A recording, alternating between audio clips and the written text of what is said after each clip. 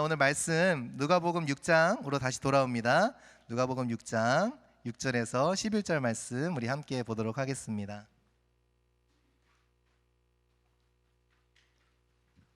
네, 누가복음 6장 6절에서 11절 우리 함께 교독하시겠습니다. 제가 먼저 6절 읽을게요. 또 다른 안식일에 예수께서 회당에 들어가사 가르치실세 거기 오른손 마른 사람이 있는지라.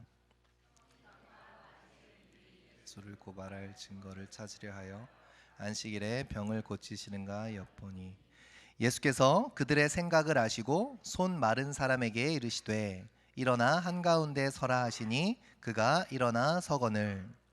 예수께서 그들에게 이르시되 내가 너희에게 묻노니 안식일에 선을 행하는 것과 악을 행하는 것, 생명을 구하는 것과 죽이는 것 어느 것이 옳으냐 하시며 무리를 둘러보시고 그 사람에게 이르시되 내 손을 내밀라 하시니 그가 그리하매 그 손이 회복된지라. 그들은 노기가 가득하여 예수를 어떻게 할까 하고 서로 의논하니라. 아멘. 한 가지 질문으로 오늘 설교를 시작해 보기 원하는데요. 여러분은 왜 신앙생활을 하시나요? 여러분 왜 신앙생활을 하십니까? 여러분에게 이 믿음이란 어떤 것인가요? 어떤 신학적인 답변을 원하는 것이 아니니까 너무 머리를 복잡하게 생각하지 마시고요. 신앙생활에 있어서 여러분이 정말 중요하게 생각하시는 것이 있다면 그것은 무엇입니까? 뭐 이렇다 저렇다 우리가 그럴듯하게 대답할 수 있겠지만요, 제가 목회를 해오면서 유심히 봤어요. 우리 성도님들의 입에서 어떤 말이 가장 많이 나오나, 무엇을 가장 중요하게 생각하는가. 우리가 신학적으로는 이런저런 얘기 다 할 수 있지만 정말 우리 성도들이 신앙생활을 하면서 그 입에서 자주 나오는 표현이 무엇인가 보니까 결국 무엇인가 은혜 받았어 이거더라고요. 여러분 동의하십니까? 믿음에 뭔가 더 있다라는 것을 우리가 얼핏 알면서도 우리 삶이 무엇을 통해 움직여가고 있는가, 내가 은혜 받으면 좋은 거고 은혜 안 받으면 틀린 거예요. 그죠? 그런 모습을 보게 되더라고요. 내가 믿음 생활을 잘하고 있는가 아닌가, 중요한 판단 기준이 무엇인가, 내가 교회 가서 은혜 받는가 안 받는가 이거더라고요. 너무 중요한 건 사실입니다. 어떤 모임도 어떤 예배도 어떤 집회도 제가 어땠어요? 여쭤보면 은혜 받았어요, 은혜 안 받았어요. 결국 이거 두 개로 갈리는 것 같다라는 생각이 많이 들었어요. 결국 내가 은혜를 받았는가, 무엇을 느꼈는가가 우리 성도들의 신앙생활에 중요한 부분으로 다가오는구나, 이런 깨달음을 깨달았습니다. 물론 중요합니다. 여러분 은혜 받아야죠. 은혜 안 받으면 안 돼요. 은혜 받으셔야 돼요. 때로는 찔림, 때로는 도전, 때로는 위로, 때로는 격려, 이런 것들이 없으면 신앙생활 안 됩니다. 중요합니다. 근데 목회를 하면서 동시에 이것이 풀리지 않는 고민이고 마음속에 답답함인 것도 사실입니다. 예를 들면 이런 거예요. 만약에 여러분이 사랑하는 가족들을 위해서 매일같이 정성스럽게 식사를 준비해 주신다고 해보세요. 저는 해본 적이 없어서 모르겠는데 우리 권사님들 그죠? 좋은 재료로 그죠? 정성을 들여서 가족들에게 식사를 준비해 줍니다. 정성껏 식탁을 차립니다. 가족들이 맛있게 먹어요. 흐뭇하고 보람되죠. 또 가족들이 얘기합니다. 너무 잘 먹었다고, 너무 맛있었다고. 속으로 생각하죠. 보람되니까 다음에 또 정성스럽게 우리 자녀들에게, 내 남편에게, 가족들에게 식탁을 준비해 주어야겠다. 그렇게 매번 반복해요. 가족들은 늘 말합니다. 엄마 너무 맛있었어, 여보 너무 잘 먹었어, 너무 고마워. 가족들은 늘 이야기합니다. 그런데 만약에 그런 것들의 반복 가운데서 가족들이 점점 건강해지고 튼튼해지지 않고 도리어 잘 먹이고 있는데, 그죠? 도리어 잘 먹었다고 너무 고맙다고 이야기하는데 막 야위어 가고 체력도 약해지고 막 얼굴에 버짐도 피고 피부 색깔도 안 좋아지면 뭐 나는 잘 먹였으니까 이렇게 만족할 그런 아내나 어머니 계십니까? 아니죠. 뭐가 잘못된 거지? 뭐가 문제지? 그런 생각이 들겠죠. 목회를 하면서도 그랬어요. 늘 최선을 다합니다. 뭘 위해서요? 성도들에게 은혜를 끼치기 위해서 정말 최선을 다합니다. 우리 목회자들 보세요. 대충 하는 사람 없어요. 어떻게 하면 성도들이 뭔가를 느끼고 뭔가를 가지고 돌아가게 할 수 있을까? 밤새 고생합니다. 그것이 목회자들의 삶이에요. 그런데 그러면은 우리 성도들이 그죠? 그렇게 5년, 10년 하면 성도들이 막 건강해지고 그죠? 막 열매들이 맺혀야 되는데 항상 그렇지 않은 것이 마음속에 아팠던 것이죠. 그러니까 나는 제대로 했으니까, 나는 뭐 열심히 했으니까 뭐 어쩔 수 없지, 그 사람의 문제지. 그러면 그거는 그냥 사뿐이고요. 목사는 어때요? 마음에 안 차. 내가 뭐가 잘못하고 있나? 왜 우리 성도들이 더 열매, 영적인 풍성한 열매로 가고 있지 않지? 어떻게 해야 되지? 늘 그것을 생각하며 고민하게 된다라는 것이죠. 이것이 실은 목회를 하면서 제가 가진 고민이었습니다. 서로 이야기합니다. 궁금해요. 은혜 받았나 안 받았나? 우리 성도님들 얘기해요. 은혜 받았다고. 그렇게 20년을 얘기해요. 매번 은혜 받았어요. 그 받은 은혜 다 어디 갔나 모르겠어요. 은혜는 늘 받아요. 그리고 정말 거짓말이 아니라 늘 받았어요. 정말 마음속에 감동도 있고 찔림도 있고 많은 깨달음도 있고, 성도들 그렇게 은혜를 받으면서 수십 년 신앙생활을 해왔습니다. 그럼 어떻게 돼요?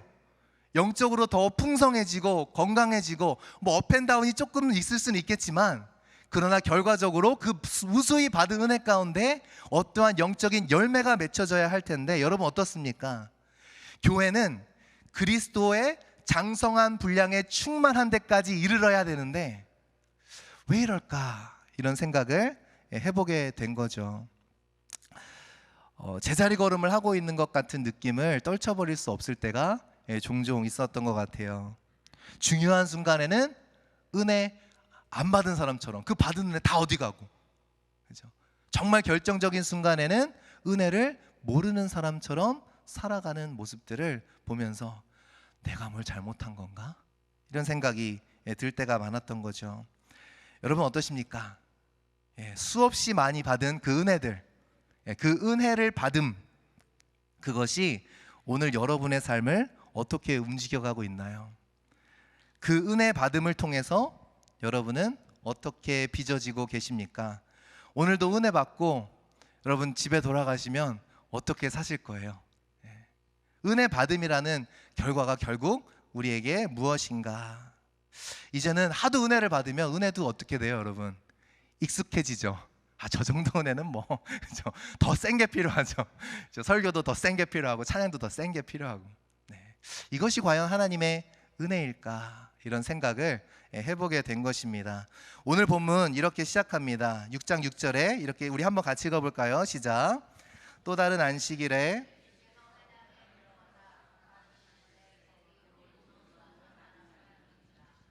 또 다른 안식일에 이렇게 시작을 합니다. 무슨 말이에요? 이전 본문과 계속해서 이어지는 내용이라는 것이죠. 여러분 이전 본문이 어떻게 끝이 났죠? 우리 2주 전 말씀인데요. 똑같이 안식일에 대한 말씀이었는데 우리 5절 한번 같이 읽어보겠습니다. 시작. 또 이르시되 인자는 안식일의 주인이라 하시더라. 여러분 지지난 본문 말씀 기억나시나요? 인자는 안식일의 주인이라. 어떤 말씀 나누었죠? 진짜 주일이 무엇이라고 말씀드렸죠? 진짜 주인이 누구인지를 내 마음속에 확실히 하는 것이 바로 진짜 주일의 의미라고 말씀을 드렸습니다. 안식일의 주인이 누구이신지, 무엇을 하고 말고의 문제가 아니라 이 주일 예배를 통해서 내 인생의 진짜 주인이 누구인지를 내 마음속에 새기는 시간이 바로 주일 예배라고 말씀을 드렸어요. 그렇다면 여러분 오늘 본문이 쭉 이어지겠죠? 누가는 얘기하고 있어요. 또 다른 안식일에. 그럼 무슨 말이에요? 인자는 안식일의 주인이라. 정말 내 삶의 주인이 주님이라면 그럼 그것이 의미하는 바가 무엇이겠습니까? 정말 내 인생의 주인이 예수님이라고 믿는다면 우리는 무엇이 되는 거죠? 예수님의 종이 되는 것이겠죠. 서번트가 되는 거예요. 예수님이 안식일의 주인이라 하는 건, 그렇다면 종에게 가장 중요한 것은 무엇일까요? 여러분이 예수님의 종이라면 어떤 것이 제일 중요할까요? 성경의 예수님의 비유나 이 사도들의 서신을 보면 하나님께서 신실한 종의 모습을 무엇이라고 표현하시나요? 착한 종은 어떤 종이에요? 신실한 종은 일을 잘하는 종이에요? 아니요. 주인의 마음을 헤아릴 줄 아는 종이 신실한 종이요 착한 종이라는 겁니다. 종에게 가장 중요한 것은 뭐예요? 능력이 많고 적음이 아니라 능력이 많은데 그 능력을 가지고 자꾸 딴짓을 하면 종이 돼야 한대요? 안 된다라는 거죠. 종에게 가장 중요한 것은 하나님이 정말 내 주인이시라면, 예수님이 정말 내 주인이라면, 그럼 자연스럽게 맺어지는 열매는 뭐예요? 내가 그분의 마음을 헤아리는 것. 이것이 그분이 나의 주인이라는 것에 참된 의미가 되는 것이겠죠. 수없이 많은 받은 은혜들 가운데에 오늘 나는 하나님의 마음을 헤아리는 열매를 맺고 있는가? 여러분, 빌립보서 2장에 보시면 예수님께서 육신의 몸을 입고 이 땅에 오신 것, 예수 그리스도의 순종을 이렇게 표현을 해요. 우리 빌립보서 2장 7절 8절 우리 한번 같이 읽어보겠습니다. 시작.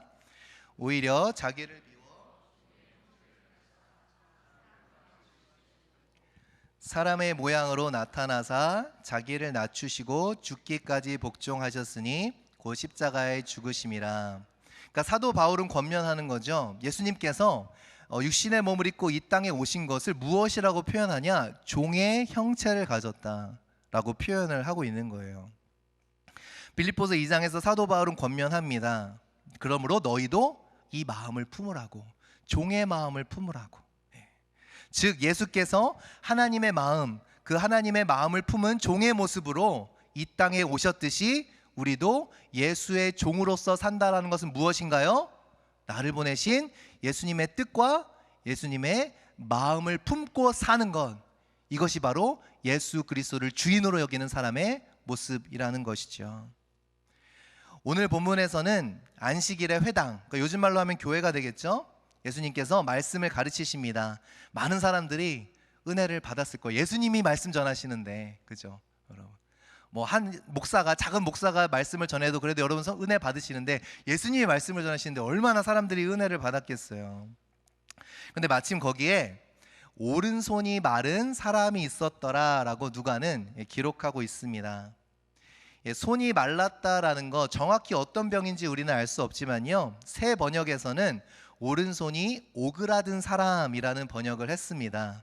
그러니까 손에 약간 디포메이션, 이렇게 변형되거나 뒤틀린 것으로 우리가 해석을 한 것이겠죠.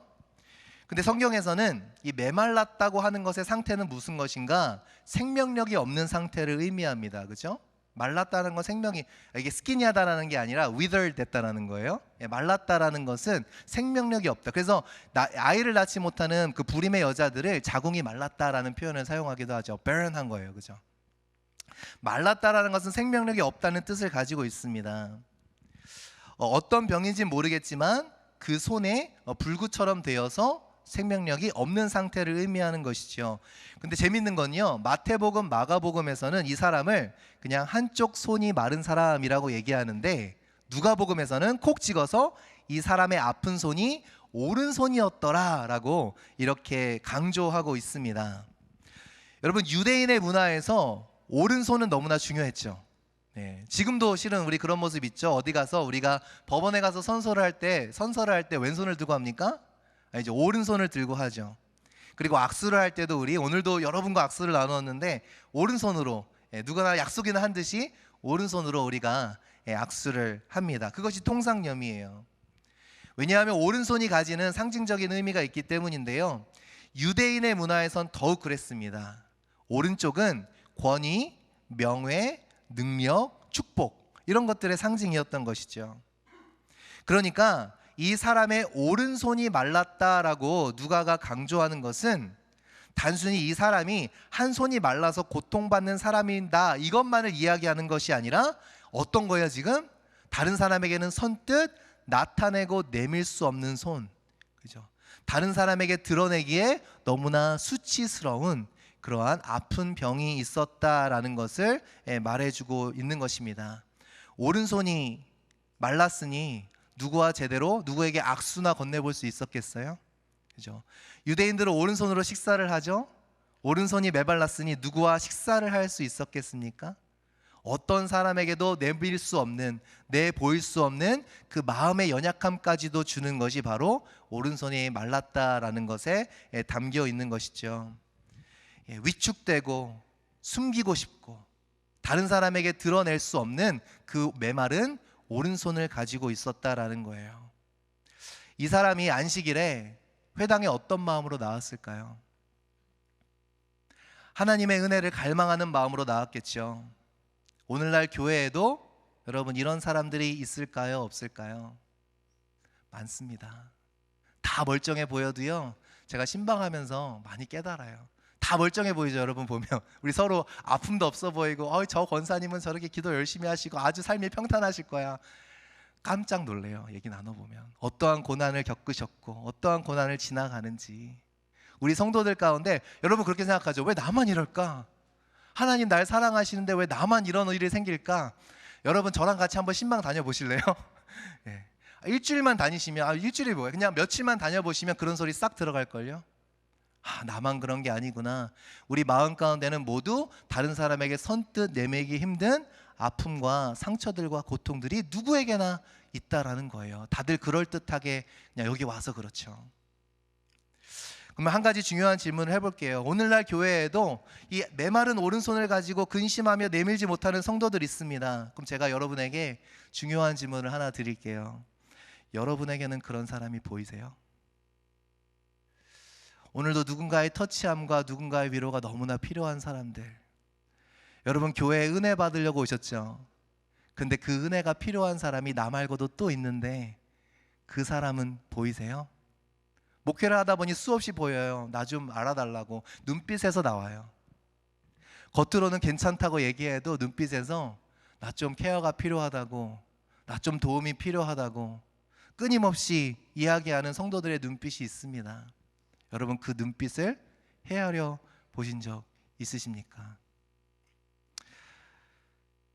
오늘 본문에요, 또 다른 사람들이 등장을 합니다.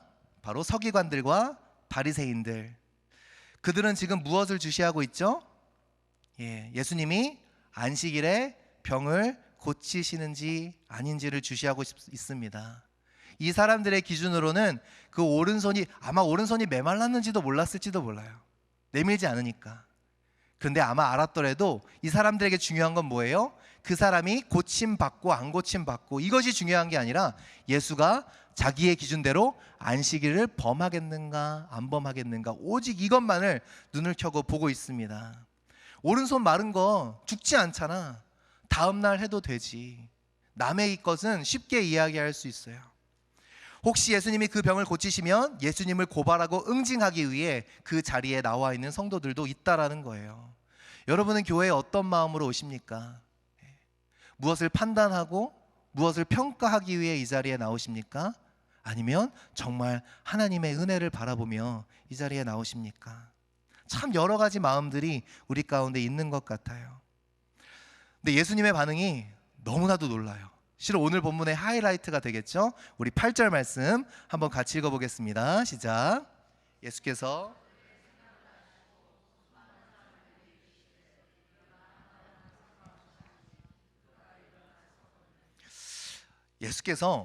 그들의 생각을 모르셨으면 모르겠는데 뭐라고 얘기해요? 그들의 생각을 아셨대요. 그들의 생각을 알았으면 저 같으면 어떻게 했을까? 저는 그냥 눈빛으로 치유해줬을 것 같아요. 알지? 그래서 지금 여기 상황이 안 좋으니까 내가 너를 딱 이렇게 공개적으로 치유해주긴 그렇고 그냥 팍 이렇게 딱 보내면서, 그죠? 날지어다 잘 안 보이게, 바리새인들과 서기관이 눈치채지 못하게, 아니면 지나가면서 툭 치고 지나갈까, 막 그런 생각. 저는 별별 생각을 다 해봤어요. 여러분 되게 의아한 눈빛으로 보시는데 설교를 하기 위해서 말씀을 계속 묵상하다 보면 별별 생각이 다 나거든요. 나 같으면 어떻게 했을까? 그런 생각을 해보았습니다. 그냥 조용히 그 사람에게 다가가서 고쳐주셔도 실은 굉장히 위험천만하고 파격적인 일이 될 텐데 예수님께서 어떻게 하시죠? 그 사람을 불러서 무리 한가운데 세우십니다. 도리어 스팟라이트 그 사람에게 비추게 하세요. 바리새인들과 서기관들, 그 정말 그 눈에 그냥 눈을 이렇게 뭐라고 표현하죠? 눈을 막 이렇게 켜고 보고 있는 그 사람들 앞에 도리어 그 사람을 세우시는 거예요. 여러분 예수님의 마음이 느껴지세요? 예수님이 지금 왜 이런 행동을 하실까요? 너무나도 강력한 메시지를 보내고 있는 거죠. 뭐예요? 안 보이니? 그죠? 안 보여? 그 굳어진 마음, 바리새인들과 서기관들에게 얘기하는 거예요. 너희는 지금 이 영혼이 안 보이니? 신앙은 있다고 하는 너희들, 믿음 좋다 하는 너희들 눈에는 이 불쌍한 영혼이 보이지가 않니? 너희들 믿음 좋다며, 너희들 신앙 있다며, 사람들 앞에서 믿음 있는 척 신앙 있는 척 하고 다니는 너희들, 하나님을 사랑한다고 하는 너희들, 너희 눈에는 하나님, 너희가 사랑하는 하나님이 아파하시는 이 영혼이 보이지 않니? 그들 눈앞에 이 사람을 세워두시는 거예요. 강력하게 피하지 않으십니다. 무슨 말씀이에요? 안 보이냐는 거예요. 영적인 리더라는, 영적인 목자라는 너희들아, 이 양들이 불쌍한지, 얼마나 불쌍한지 너희 눈에 이게 들어오지 않니? 실은 목회를 하면서 저도 이러고 싶었던 적이 종종 있어요. 그냥 막 다 던지고 그냥 안 보이냐고, 뭐 하는 짓이냐고, 안 보이냐고 소리치고 싶었던 적이 있었어요. 제가 아는 동생 중에 이제 저랑 뭐 나이 차이가 조금 있는데 교회를 안 나가는 동생이 있었습니다. 벌써 안 지가 한 뭐 거의 20년 된 것 같아요. 늘 마음에 있죠. 참 어려운 삶을 살았어요. 신분의 문제로 정말 고생하면서 일하면서 알바하면서 그렇게 사는 친구입니다. 근데 제가 한 번은 이제 청년부 목사로 섬길 때 그 친구가 계속 마음에 걸려요. 그래서 연락을 했어요. 야, 형이 목회하는데 야, 한번 와주라. 부탁을 했어요. 한번 와주라. 근데 형이 목회하니까 너도 좀 알잖아. 형이 어떤 마음으로 목회하는지 알잖아. 친한 동생이니까. 그래서 어렵게 발걸음을 했습니다. 교회 온 게 한 10몇 년 만일 거예요. 그 친구도. 그 친구 나름대로는 엄청난 용기를 낸 거죠. 실은 교회라는 세팅이 그 친구한테는 너무 어색해요. 그리고 서로 어색합니다. 교회에 있는 친구들도 그 친구를 어색해해요. 왜냐하면 교회에서 보아온 그런 종류의 사람이 아니니까. 대화를 해도 다른 얘기가 흘러가고, 그죠? 그럴 수밖에 없죠. 근데 저도 예수 안 믿었을 때 그랬었던 걸 아니까. 지금 몇 주째 이제 보면 좀 얘기를 하다가 친교 시간에 혼자 멀뚱멀뚱 서 있어요. 제가 그 모습을 보고 다가갑니다. 그럼 집에 갈 때까지 저랑 얘기하다 가는 거예요. 때로는 저의 아내. 그렇게 한 달이 넘어갑니다. 그러다 그 친구가 저한테 이렇게 전화에 얘기를 해요. 형, 아무래도 교회는 저랑 좀 안 맞는 것 같아요. 이야기를 듣는데 내가 지금 왜 목회를 하고 있지? 마음이 무너지더라고요. 형, 저랑 교회는 안 맞는 것 같아요. 정말 다 관두고 싶더라고요. 다른 사람들도 아니고 교회 리더로 섬기는 친구들, 뭐 어떻게 그 친구들 어떻게 책망하겠어요? 제 탓이죠. 케어가 필요한 사람을 케어하는 게 아니라 내가 케어하고 싶은 사람들을 케어하는 모습들, 저는 이거 이해를 못 하겠더라고요. 이게 진짜 하나님의 마음인지. 나의 케어를 받아야 될 사람들랑 안 받아야 할 사람들이 구분이 되어지더라고요. 누구를 위한 케어인지. 많은 생각을 했습니다. 저 섬김은 누구를 위한 섬김일까? 저 신앙은 누구를 위한 신앙일까? 하나님의 마음을 달라고, 하나님을 사랑한다고 그렇게 고백하는 우리 사람들, 성도들에게 하나님이 사랑하시는 영혼은 왜 눈에 들어오지 않을까? 내가 지금 이렇게 목회할 것보다 차라리 그냥 전도자가 돼서 목사옷 벗고 밖에 나가서 전도하면서 살까? 차라리 직장에 취직해서 직장에 나와 맞닿아 있는 사람들에게 전도나 할까? 그냥 믿는 사람들만 데리고 주구장창 하는 게 아니라 정말 그 자리로 나아가올까 심각하게 고민을 했었어요. 누구를 위한 신앙일까? 누구를 위한 섬김일까? 손이 메마른 사람을 눈앞에 두고도 자비와 은혜가 아닌 그들만의 신앙의 틀, 그들만의 신앙의 질서, 그들만의 신앙의 리듬, 그들만의 신앙의 하모니를 지켜내는 것이 더 중요했던 바리새인들과 서기관들의 모습. 하나님이 보시면 우리 다르다고 할 수 있을까요? 우리가 섬겨야 될 사람과 섬기지 않아도 될 사람을 내가 정하는 우리의 모습들. 하나님을 사랑한다고 하면서도 하나님이 사랑하는 영혼들을 사랑할 줄 모르는 이 아이러니함. 어쩌면 조심스럽게 이런 생각을 해보았습니다. 우리가 사랑하는 것은 하나님이 아닐 수도 있겠구나. 하나님을 사랑하는 것처럼 보이는 나의 모습을 사랑하는 것일 수 있겠구나. 진짜 하나님을 사랑하는 것이 아니라 하나님을 사랑하는 것 같은 내 신앙의 모습을 사랑하는 것일 수 있겠구나. 여러분 어떠십니까? 여러분 진짜 하나님 사랑하세요? 아니면 하나님을 사랑하는 그럴듯한 내 모습을 사랑하고 계십니까? 혹시 우리가 바라는 은혜라는 것은 내가 하나님을 사랑하는 것처럼 느끼게 해주는 그러한 강력한 자아 도취제는 아닌가라는 생각을 해보게 되었어요. 우리가 진짜 사랑하는 것은 무엇입니까? 바리새인들과 서기관들의 메마른 마음, 즉 뭐예요? 메마른 손을 딱 가운데 불러놓고 이 사람을 보라 하면 뭐예요? 이 사람은 손이 말랐지 너희들은 마음이 말랐어. 이 사람은 손이 말랐는데 바리새인들과 서기관들아, 이 마음이 메마른 자들아. 예수님께서 강력하게 규탄하고 계시는 거죠. 6장 9절에 이렇게 이야기합니다. 우리 한번 같이 읽어볼까요? 시작. 예수께서 그들에게 이르시되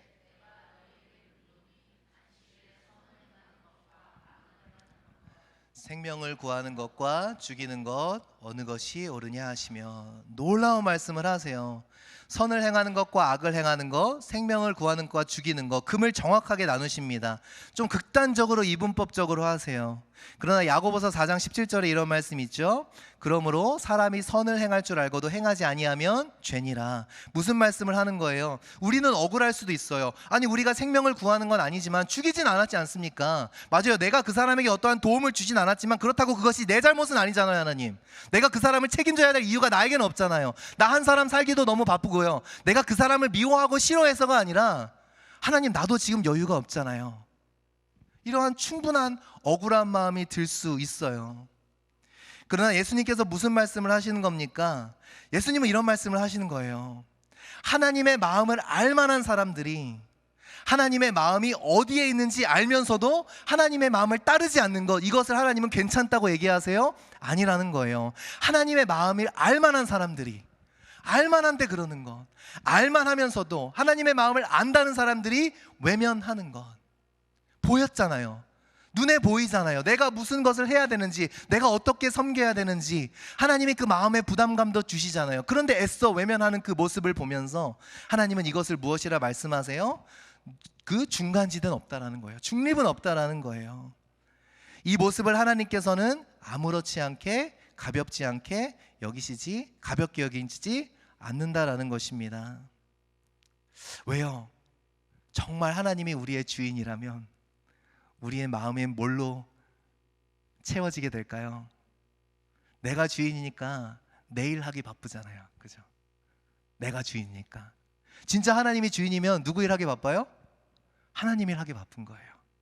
어떻게 하면 오늘 하루를 하나님께 순종하기 위한 삶을 살까? 하나님의 마음은 어디에 있을까? 종은 늘 생각하는 게 뭐예요? 주인의 것들을 생각하는 게 종이니까. 누가복음 6장 10절에서 예수님 이렇게 하십니다. 우리 한번 읽어볼게요. 시작. 둘러보시고 그 사람에게 이르시되 내 손을 내밀라 하시니 그가 그리하매 그 손이 회복된지라. 여러분, 무리를 둘러보세요. 어떤 마음으로 둘러보셨을까요? 그냥 무리를 쭉 둘러보십니다. 그리고 오른손이 마른 사람에게 손을 내밀라 하세요. 모든 사람이 보라는 거죠 지금. 그리고 손을 고쳐주십니다. 마가복음 3장 5절에서는 이 예수 그리스도의 마음을 잘 나타내주고 있어요. 우리 한번 같이 읽어보겠습니다. 시작. 그들의 마음이 완악함을 탄식하사 노하심으로 그들을 둘러보시고 그 사람에게 이르시되 내 손을 내밀라 하시니 내밀매 그 손이 회복되었더라. 이게 예수님의 마음이에요. 무엇을 탄식하세요? 예수님은 우리는 마른 손을 가지고 탄식하죠. 우리 삶에 생명력 없는 그 모습들, 우리 삶에 여러 가지 문제를 두고 탄식하시죠. 근데 예수님은 무엇을 두고 탄식하세요? 메마른 마음을 두고 탄식하세요. 메마른 손은 문제가 안 되거든요. 내 삶에 메말라 있는 문제들은 문제가 안 되거든요. 하나님은 언제든지 고쳐주실 수 있는 분이시거든요. 근데 하나님이 진짜 탄식하시는 건 뭐예요? 진짜 병은 뭐예요? 메말라 있는 우리의 마음이 진짜 고질병 중에 고질병이라는 거죠. 어떤 암보다도 무서운 건 우리 마음, 굳어진 마음, 탄식하고 노하셨다라고 마가복음은 이야기합니다. 무슨 말이에요? 예수님께서 그 메마른 손은 고쳐주십니다. 그런데 무리는 보세요. 무슨 말이에요?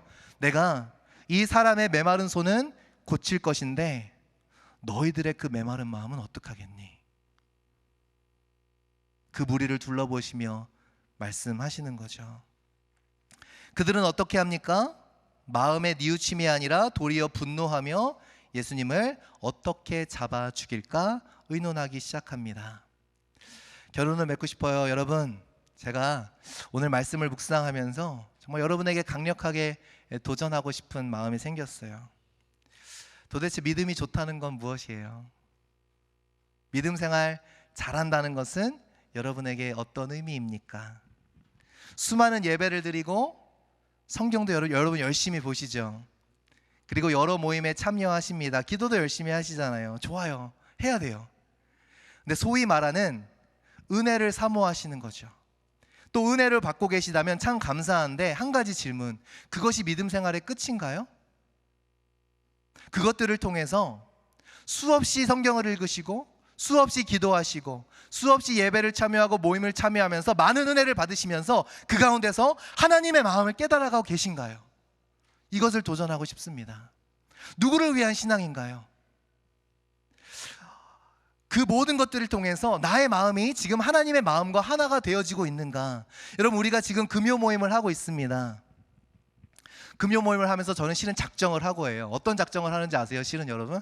들으시면 좀 목사가 저런 얘기를 하나 놀라실 텐데, 저는 은혜 안 끼치기로 작정을 하고 이 일을 하고 있어요. 뜻밖이죠? 예. 왜냐하면 성도님들이 은혜를 소모하는 일에, 은혜를 소비하는 일에 너무 치우쳐지는 것은 아닌가, 이런 생각을 조심스럽게 해보게 돼요. 무슨 말인가요? 여러분, 참여하시는 분들 느끼시겠지만 참 어색하고 불편할 거예요. 그게 완전히 포인트예요. 어색하고 불편한 거예요. 왜요? 어색하고 불편함 없이 믿음 절대 안 자라나요. 금요 모임을 하는 것은 제가 새로운 것을 하기 위해서 하는 것이 아니에요. 그 자체가 목적이 아닙니다. 실은 나름대로 15년 목회해 오면서 그 고민을 해결해 보기 위한 하나의 몸부림이에요. 무슨 말이에요? 찬양팀이 잘 차려놓은 음식.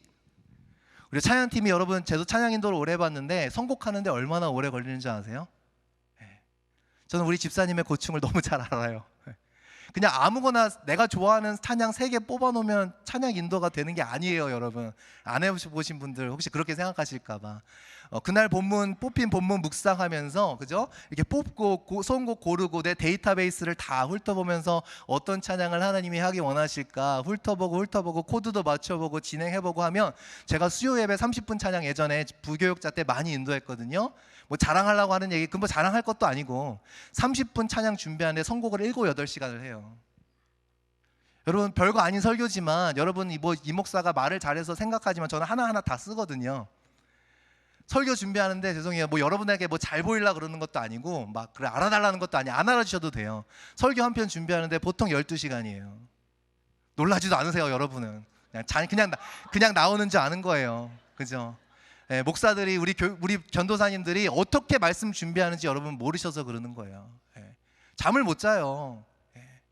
근데 여러분, 어떤 마음으로 예배 나오셔요? 찬양팀이 잘 차려놓은, 그죠, 음식, 목사가 잘 준비한, 부족하지만 그래도 정성껏 준비한 설교, 이렇게 정성껏 준비해서 나누고 은혜 받고 감사해요. 그리고 성도들이 은혜를 받았다고 합니다. 그런데 그 은혜 오래 가나요? 아니더라고요. 그래서 참 많은 고민을 했어요. 왜 이렇게 은혜가 오래 가지 못할까? 왜 계속 항상 5년, 10년 이것들을 계속 반복해 왔는데, 제가 찬양 인도하면서 정말 한 회중을 거의 7, 8년을 인도한 적이 있어요. 얼마나 오래 했어요, 여러분? 한 회중이랑 제가 봐봐요. 수요 예배 주일 1부, 2부 그렇게 토요 새벽 이렇게 4번을 인도하니까 시간은 다르지만 그거를 한 7년, 8년 하면 여러분 몇 번이에요? 저도 계산이 안 돼요. 죄송해요, 이건 월급이 없었어요. 예. 엄청 나잖아요. 4주씩 계산해보면 200번에 7년이면 1000몇 번을 한 거, 1400번을 한 거잖아요. 그런데 순간 그런 생각이 들어요. 우리가 그렇게 같이 고백해온 그 찬양의 고백들 중요한 순간에 싹 날아가져 버려요. 우리가 그렇게 함께 고백했었던 그 고백은 뭔지, 우리가 함께 부르짖었던 그 기도의 제목들은 무엇인지, 그때 분명히 은혜 받았다고 그랬는데, 성도님들 와서 목사님 오늘 찬양 가운데 은혜 많았어요, 목사님 오늘 말씀 너무 좋았어요, 그렇게 은혜 받았다고 했는데 반복되는 그 은혜 가운데에 어느새 돌아보면 은혜 받기 전이랑 다를 게 하나도 없는 거예요. 그래서 많은 고민을 해보았습니다. 내가 정말 목회 잘하고 있는 건가? 혹시 이런 모습들이 우리에게 있는지 않아는 모르겠어요. 은혜 받는 거 좋은 거예요. 나쁜 거 아니에요. 그런데 그 은혜를 받는 그 과정을 통해서 하나님의 마음까지 닿는, 그것은 우리가 다 끊어버렸어요. 그것을 끊어버린 거예요. 그런 고민을 하고 있다가 한 글귀를 만났는데 제 마음을 막 치더라고요. 이런 글귀를 만났습니다. 감동의 습관이라는 책에서 송정님이 이런 이야기를 해요. 나의 기대를 넘어서는 일에 감동하곤 했습니다. 그쵸? 내가 생각지도 못했던 은혜와 찬양, 갑자기 찬양 가사가 나오는데 막 생각지도 못했던 그 표현에 갑자기 마음이 막 뛰고, 그죠? 생각지도 못했던 선물, 갑자기 어떤 성도님이 이렇게 섬겨주고, 예상을 뛰어넘는 성과, 어떤 사역을 했는데 사람들이 칭찬을 해주고, 뜻밖으로 나를 안아주는 누군가의 마음, 맨날 이렇게 막 잔소리하던 이 목사가 갑자기 와서 아유 고생 많으시죠? 그럼 또 얼마나 위로가 되겠어요. 이런 것들에, 그런데 그런 일들의 반복은 오히려 감동으로부터 나를 멀어지게 만들었습니다. 은혜도 반복되니까 뭐가 돼요? 익숙해져요. 더 센 게 아니면 여러분 꿈쩍도 안 해요.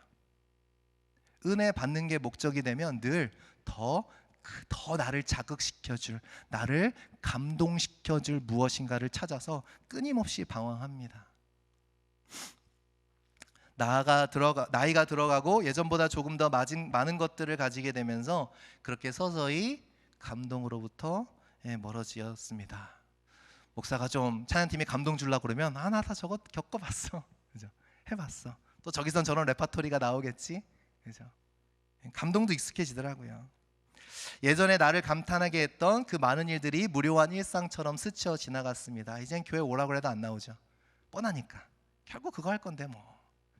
예전에는 내가 감동하고 은혜를 받았다고 생각했던 것들 이제는 그렇게 나를 흔들지 못하더라고요. 이 글을 제가 마주하면서 깨달았어요. 아, 우리가 은혜를 받은 게 아니라 감동받은 걸 은혜 받았다고 착각을 했구나. 찬양팀의 찬양을 통해서, 그래도 목사가 깊이 묵상하고 왔던 어떠한 목사의 설교의 펀치라인을 통해서, 그죠? 내가 무엇인가를 느끼고 찔리고 깨닫고, 그죠? 어떨 때는 눈물도 나고, 그 눈물 찔끔하고 이렇게 살지 말아야지 했던 그 순간들을 은혜 받은 거라고 착각을 해버린 거예요.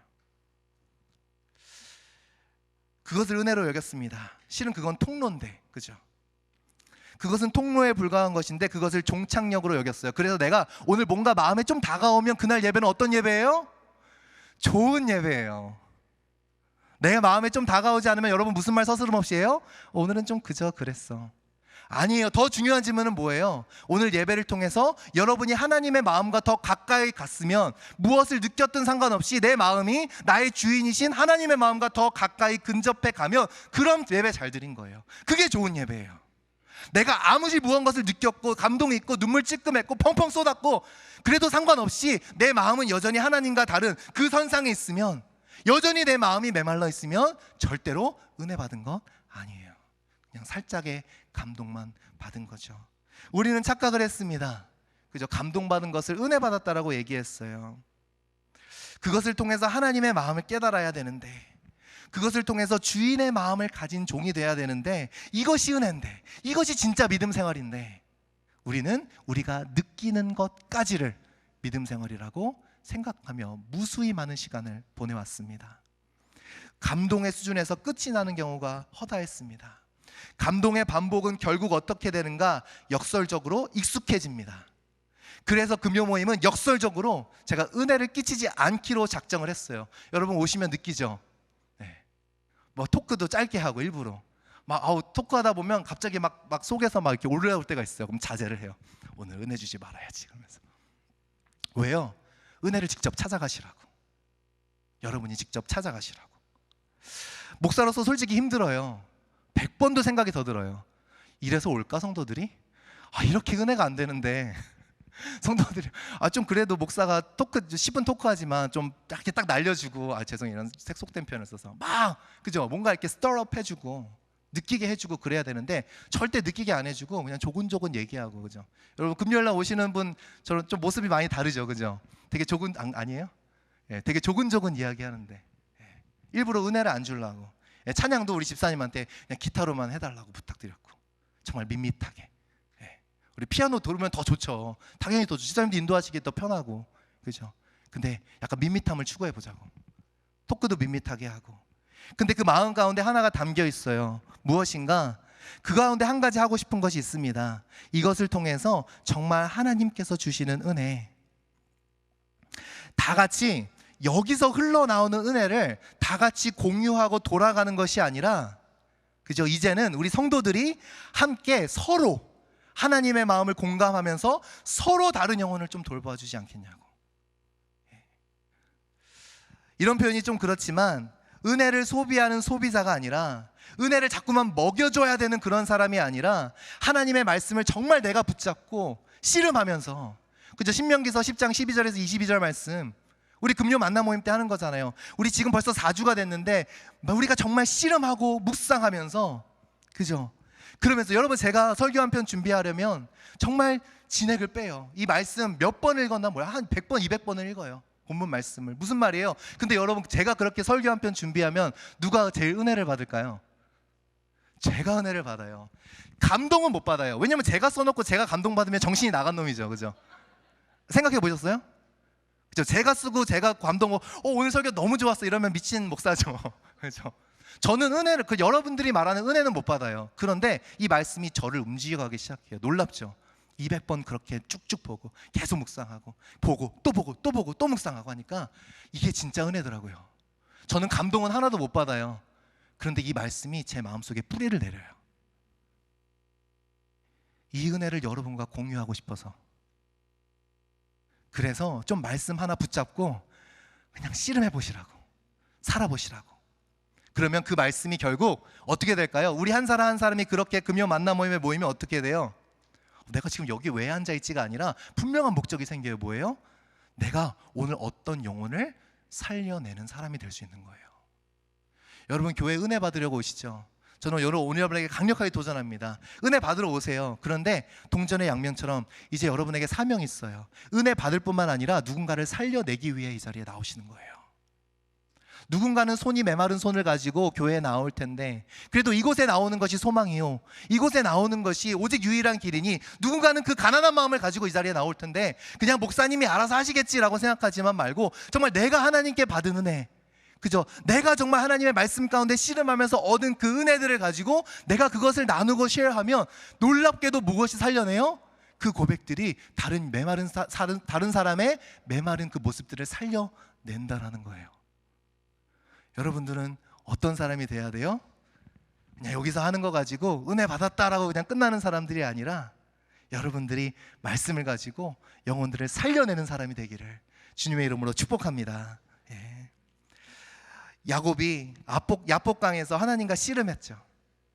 그리고 야곱의 이름이 이스라엘로 그곳에서 계명이 됩니다. 야곱이 진짜 바뀌어요. 여러분 언제 진짜 바뀌는지 아세요? 말씀을 이해하고 넘어가는 자가 아니라 말씀 딱 듣고 기분 좋다, 기분 나쁘다, 뭐 찔린다 이런 상태로 넘어가는 게 아니라 씨름하는 자들이 그 말씀을 가지고 정말 씨름하는 자들이 그 삶이 변하게 되어 있다라는 거예요. 여러분도 일주일 말씀과 씨름하시면서 하나님의 마음을 받아 이제는 내가 오늘 누군가의 마음을 터치해 줄 수 있는 그 누군가의 메마른 손을 터치해 줄 수 있는 하나님의 종들이 되시기를 주님의 이름으로 축원드립니다. 하나님의 마음을 가진 종, 이제 은혜 받으려고만 오지 마시고 누군가에게 은혜의 통로가 되어주는 그것을 사모하는. 그럼 여러분 금요 예배, 금요 모임 올 만한 이유가 있죠. 그죠? 우리 서로 살려줘야 되니까. 예. 내가 느끼지 못하면 틀린 거예요? 아니에요? 틀린 거 아니에요. 예. 내가 느끼라고 교회가 있는 것이 아니에요. 교회는 우리 서로를 살려내기 위해 있는 것이에요. 신앙은 내가 무엇을 느끼는가가 아니라 하나님의 마음을 내가 느끼는 거예요. 자꾸만 내가 오늘 무엇인가 도움을 받을까, 동기부여를 받을까, 이곳에 나오지 마세요. 느끼고 동기부여 받으려면 막 눈물 쏙 빼놓고 막 힐링됐다 그러는 거, 그런 거는 뭐 김창욱인가 뭐 김미경인가 그분들한테 받으시고, 여기까지 와서 우리 그런 거 하면 안 되잖아요. 그런 게 도움은 되지만 신앙은 아니잖아요. 신앙은 내가 무엇을 느끼는가가 아니라 하나님의 마음을 내가 느끼고 있는가, 그리고 그 마음으로 살아가겠는가의 문제. 자꾸만 삶의 해결책을 가지고 삶의 도움을 얻고자 이 자리에 나오는 것이 아니라, 물론 하나님 도와주실 거예요. 그러나 누군가의 손을 만지기 위해, 누군가의 생명을 살려내기 위해 하나님의 임재를 사모하는 저와 여러분 되기를 축원합니다. 그래서 누군가가 아픈 마음으로 금요 모임에 나올 거예요. 이번 주도 나올 거예요. 그 내밀지 못하는 손을 가지고 나올 거예요. 이걸 내가 꺼내놔도 되나? 이걸 내가 어떻게 치유받나? 이걸 내가 사람들 앞에서 창피해서 어떻게 내어놓나? 근데 마음속에서는 계속해서 골마가요. 이걸 그대로 끌어안고 살 수는 없는데, 누군가 터치해줬으면 좋겠고, 누군가 위로해줬으면 좋겠고, 이 가운데 하나님의 터치하심과 하나님의 것들이 너무나 필요한데 내놓지는 못하겠고, 그래서 괜찮은 척 나와 있고 괜찮은 쉐어를 하지만 속으로는 자꾸만 쌓여가는 괴리감 가운데 나오는 성도들이 여러분 많아요. 알아달라고 눈빛은 보내고 있잖아요. 겉으로는 괜찮은 척 이야기하지만 눈빛은 보내잖아요. 나 지금 힘들다고, 하나님의 위로와 기도가 필요하다고. 그 사람들을 위해서 내가 만난 생명의 말씀을 나눠줄 수 있다면, 그 사람들에게 손을 얹고 기도해 줄 수 있다면, 이것이 정말 교회다운 교회가 아니겠습니까? 누군가의 안식처가 되어주고 그 사람을 긍휼의 눈으로 바라볼 수 있는 예수 그리스도의 마음을 가진 신앙, 이 신앙을 회복하는 저와 여러분 되기를 주님의 이름으로 축원합니다. 나라는 이유 때문에 이 자리에 나오지 마시고 너라는 이유 때문에 우리가 나오는, 감동 소비주의에 만연해 있는 이 교회 문화 가운데에 감동을 넘어서는 하나님의 터치를 줄 수 있는 축복의 통로가 되시기를 주님의 이름으로 축원합니다. 여러분, 하나님 사랑하시죠? 아멘. 사랑은요, 반복 가운데 깊어져요. 너무 중요해서 다시 한번 말씀드릴게요. 꿈쩍도 안 하시니까. 사랑은요, 반복 가운데 깊어지는 게 사랑이에요. 우리 90이 다 되시는 권사님 60대 아들들 놓고 걱정하며 기도하십니다. 사랑은 반복이 될수록 깊어져요. 흥미는 반복이 될수록 사라져요. 여러분에게 하나님은 사랑입니까? 흥미입니까? 여러분에게 신앙생활은 하나님을 사랑함입니까? 아니면 내가 뭘 느껴보고자 하는 흥미입니까? 반복 가운데 깊어지는 사랑, 내가 무엇을 섬겨도 하나님을 사랑하고 영혼들을 사랑하는 마음이 내 안에서 빚어져 가면 어떤 마음이 들까요? 계속하고 싶어요. 그래서 제가 지난주 우리 교역자들과 미팅을 하면서 부탁했어요. 이번 여름 때 나도 껴줄 거지? 이해가 안 되시나 봐요. 우리 교육부 사역 여름에 나가면 나 좀 같이 가자. 담임 목사가 부탁을 해요. 왜요? 우리 자녀들과 함께 하고 싶어서. 정말 그래요. 제가 새벽기도 안 나오면 그냥 수련회 간 줄 아세요. 사랑은 반복될수록 깊어져요. 너무 감사해요. 저한테 하나님이 그 마음을 주시는 게 감사해요. 우리 5살짜 6살짜리 애들 집에서 막 이렇게 악기 같은 거 하는 거 가끔 보면요, 꿈이 생겨요. 20년만 더 하자. 쟤네들이랑 같이 찬양 여기 서자. 아멘도 안 나와요. 여러분은 그런 마음도 없으신가 봐요. 같이 하고 싶거든요, 자녀들이랑. 사랑은 반복할수록 깊어집니다. 사랑하는 성도 여러분, 함께 호흡하고 싶고 함께 웃고 싶고 함께 울고 싶은 게 사랑이에요. 그 사랑으로 서로를 섬길 수 있는 저와 여러분 되기를 축원합니다. 그 대상을 내가 정하지 말고 하나님이 바라보시는 영혼을 내가 하나님의 눈으로 바라볼 수 있는 마음이 메마른 사람이 아니라 부드러운 따뜻한 마음을 가진 우리 모두가 되기를 소원합니다. 우리 함께 찬양하며 나아가시겠습니다. 이 시간 찬양할 때에 오늘 말씀을 기억하시면서 우리 아버지 당신의 마음이 있는 곳, 이 찬양 우리 함께 주님 앞에 고백드리며 나아가시겠습니다.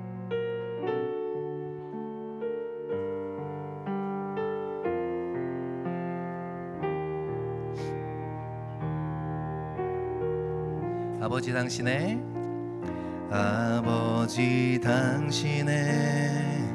마음이 있는 곳에 나의 마음이 있기를 원해요.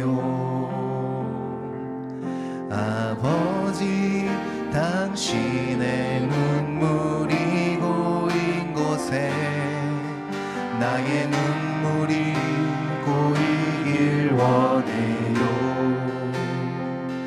아버지 당신이 바라보는 영혼에게 나의 두 눈이 향하길 원해요. 아버지 당신이 울고 있는 어두운 땅에 나의 두 발이 향하길 원해요. 나의 마음이 아버지의 마음 알아. 내 모든 뜻 아버지의 뜻이 될 수 있기를 나의 온 몸이 아버지의 마음 알아. 내 모든 삶 당신의 삶 돼. 우리 처음부터 한번 더 찬양합니다. 아버지 당신의 마음이 있는 곳에 나의 마음이 있기를 원해요. 아버지 당신의 눈물이 고인 곳에 나의 눈물이 고이길 원해요. 아버지 당신이 바라보는 영혼에게 나의 두 눈이 향하길 원해요. 아버지 당신이 울고 있는 어두운 땅에 나의 두 발이 향하길 원해요. 나의 마음이 아버지의 마음 알아. 내 모든 뜻 아버지의 뜻이 될 수 있기를 나의 온 몸이 아버지의 마음 알아.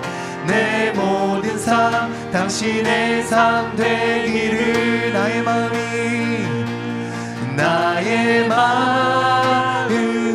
아버지의 마음 알아. 내 모든 뜻 아버지의 뜻이 될 수 있기를 나의 온 몸이 아버지의 마음 알아. 내 모든 삶 당신의 한번 더 우리의 마음을 주님께 올려드리며 나의 마음이 아버지의 마음 알아. 내 모든 뜻 아버지의 뜻이 될 수 있기를 나의 온 몸이 아버지의 마음 알아.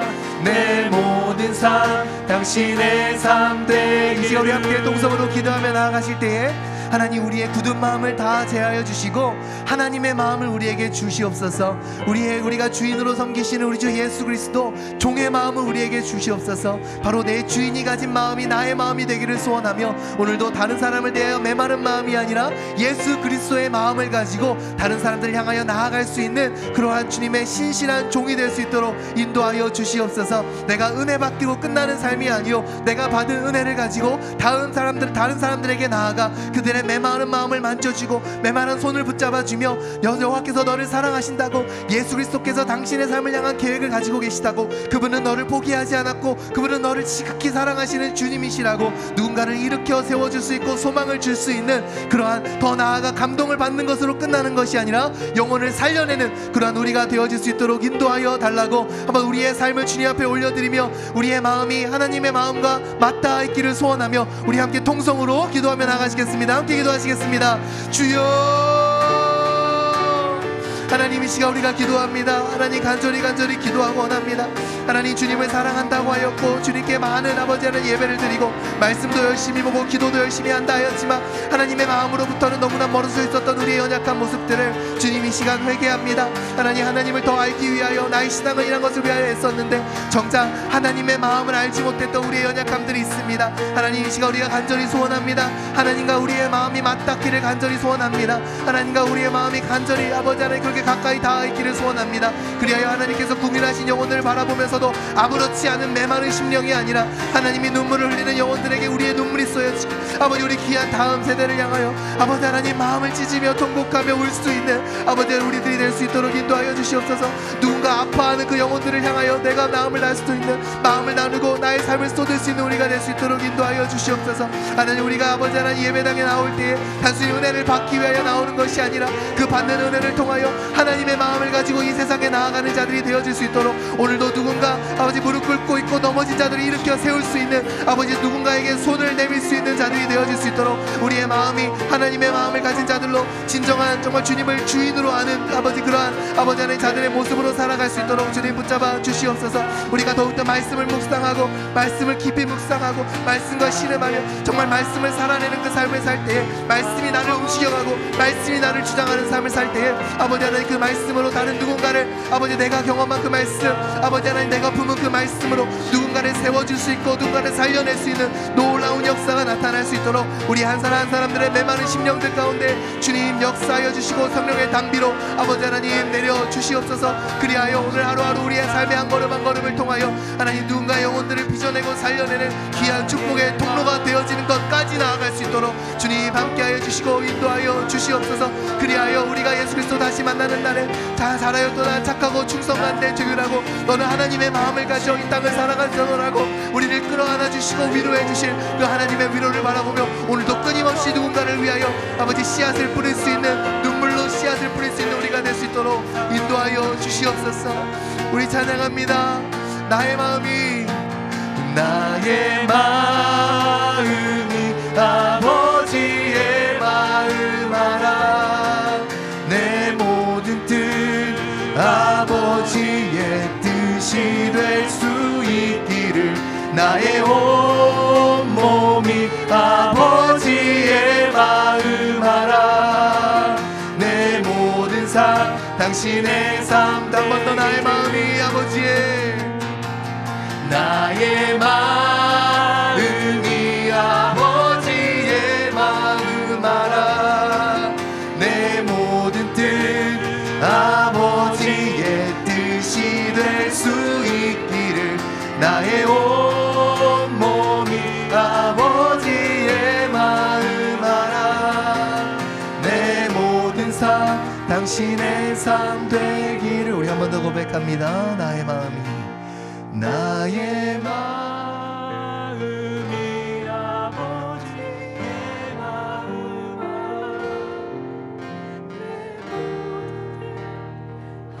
아버지의 뜻이 될 수 있기를 나의 온 몸이 아버지의 마음 내 모든 삶 당신의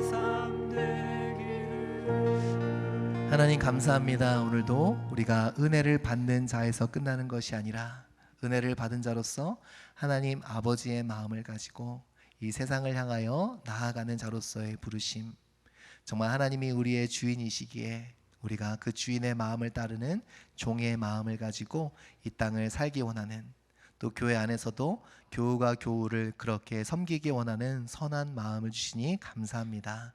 이제 끊임없이 누군가를 통하여 은혜 받는 것에 익숙한 삶이 아니라 내 삶에서 말씀을 가지고 씨름하며 내가 하나님께 직접 은혜 받고 또 그 받은 말씀과 마음을 가지고 다른 누군가의 영혼들을 살려내는 다른 누군가의 메마른 손을 만져주고 어루만져주고 회복할 수 있는 주님의 통로가 되어지는 삶을 살 수 있도록 이곳에 모인 모든 성도들 가운데 은총을 내려 주시옵소서. 오늘도 하나님의 마음을 가지고 나아가는 자마다 부족함 없이 채워주시고 하나님 우리의 마음이 때론 연약해지고 어려워지기도 하나 그러나 주님께서 주시는 용기와 담대한 굳센 믿음을 가지고 오늘도 주님의 부르심을 따라 살아나가는 그런 귀한 성도들이 될 수 있도록 축복하여 주시옵소서.